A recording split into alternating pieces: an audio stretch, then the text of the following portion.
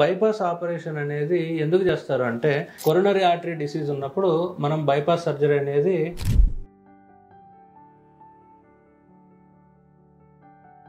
Hello everyone, నేను doctor Vamshidhar.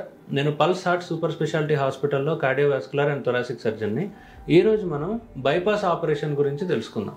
అసలు bypass operation ఎవరికి మంచిది, ఎవరు చేసుకోతే ఉపయోగం ఉంటుంది. సో బైపాస్ ఆపరేషన్ అనేది ఎందుకు చేస్తారు అంటే ఈ కొరోనరీ బ్లడ్ వెజల్స్ అంటారు, హార్ట్ పైన ఉండే బ్లడ్ వెజల్స్లో మనకు కనుక బ్లాక్స్ ఏర్పడినట్టయితే, హార్ట్ మజిల్స్కి బ్లడ్ సప్లై సరిగా లేనట్టయితే దాన్ని కొరోనరీ ఆర్టరీ డిసీజ్ అంటారు.